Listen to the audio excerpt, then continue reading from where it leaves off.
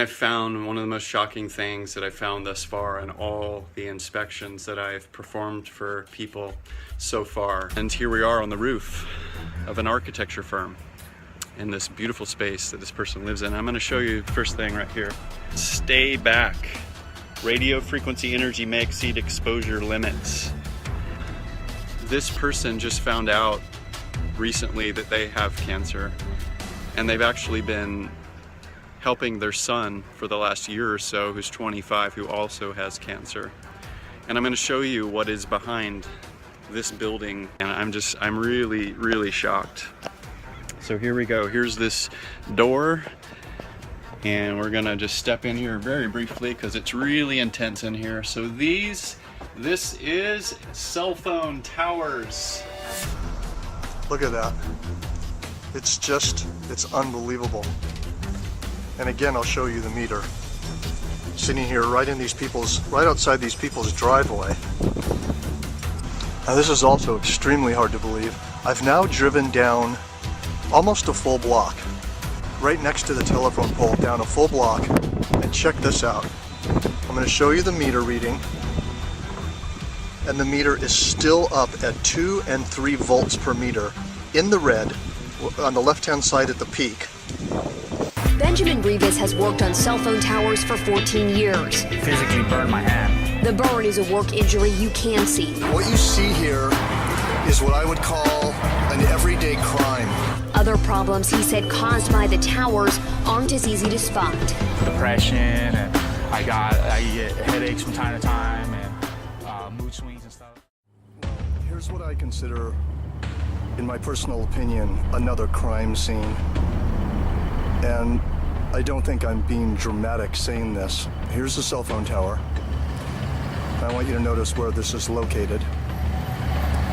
Literally in the parking lot, right next to these stores. There's human beings working in these stores and eating in these restaurants all day long, and there's a cell phone tower right there. That's hitting 1,000 microwatts per square meter, depending on the pulses that are coming off the tower. I'm across the street, as you can see. I wouldn't even want to guess what the radiation exposure is inside of those stores there. And I have the meter set on average, which you can see here it says RMS, which means microwatts per square meter average power density. This is 800, 900 microwatts per square meter. Goes even higher.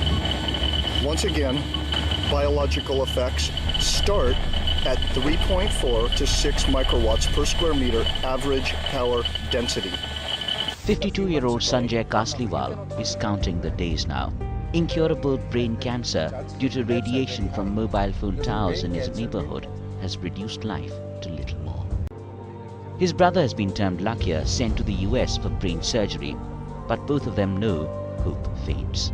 I have written to all possible government offices to find out what sort of control are they doing or what sort of an audit is being done, and it seems everything falls on deaf ears. Nobody is concerned. Experts say the area the two men live in faces radiation from mobile phone towers equivalent to living in a microwave oven 19 minutes a day. See, the levels were somewhere between -18 to -20 to 20 dBm also over here, and these radiation levels are very high for prolonged exposure, almost about 100 times higher than what is recommended for continuous safe exposure. And there are 2 cancer cases which have been reported in this house. There's even a dog has got cancer. It's kind of interesting when cell phone tower workers are telling you that they have headaches, that they have brain cancer, that they have all these health issues throughout the day, where they get these headaches or blurry vision. Why would so many of these guys have these seemingly often problems like this? You would think that if there was nothing really bad about cell phone towers, that obviously those who would work on these towers would be fine. But instead you hear something quite different. And with the readouts with this, 1,000 plus microwatts per square meter measured near one of these cell phone towers, when it only takes about 10 microwatts to even have any effect on you. So we're talking 100 times the threshold for where it actually can cause harm to a person. So it's very interesting. You know, some people have mentioned that when they've lived near cell phone towers that they've had headaches and depression, and this is also something that these tower workers have mentioned as well, having even depression from doing this. So this also begs the question of whether or not these patents I've shown in a previous video really are something that is being used on some of these towers to where it can actually influence you. These frequencies that they use can cause certain types of emotions and certain types of feelings. At certain frequencies, it makes you even potentially depressed feeling. And in other frequencies, it can cause you to even become enraged. And why is there so many cell phone towers? And in many cases, these cell phone towers, if you put your cell phone directly towards them in the range, and it doesn't do anything. You go look up the cell phone tower online, it says it's for this certain particular company, let's say Sprint.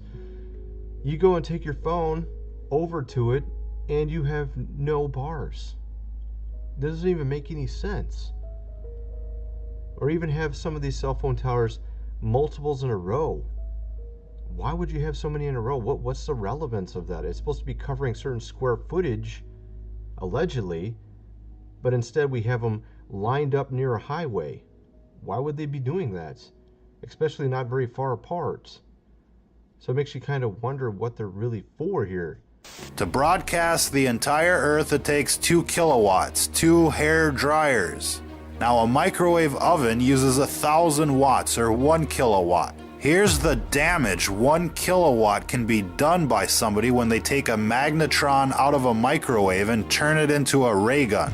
This is just a small example of a low-tech weapon running on 1,000 watts. Then you have these things here, these huge towers of death. Now each row in this tower, an array, or a set of dishes or rectennas or whatever you want to call them, is connected to a cable with a maximum power output of 300,000 watts, or 300 kilowatts. That's 300 microwave ovens. We based that conservative estimate based on the gauge of the cabling that's running up to one of these arrays. They're estimated at 300,000 watts per cable. Those aren't fiber optic cables running up to those arrays. It's a thick copper gauge transmission line quality cable running up those towers. Now, if there's 10 cables, that's like 3 megawatts of power. And these cables are out there to output power to the magnetron, not for data transfer. That's an important point. These cell phone towers are weaponized. There's no other reason to have this much power running up the cables. It isn't for data transfer. Now, FCC regulations limit normal transmission per array to about 400 watts.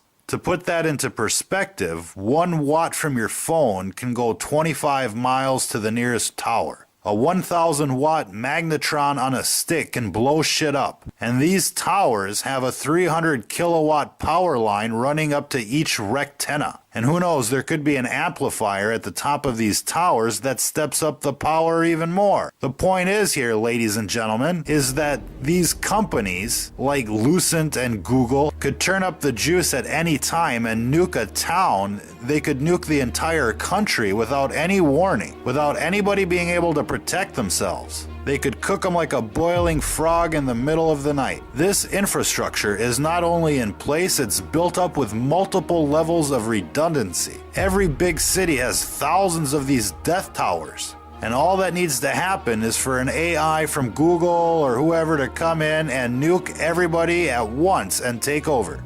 Who out there remembers that movie Terminator? Well, Google doesn't have to send a Terminator to every door or launch a nuclear strike. It can just turn on these cell phone towers to maximum and cook everybody within the city limits within an hour. And then just send in the Terminators to mop up the countryside.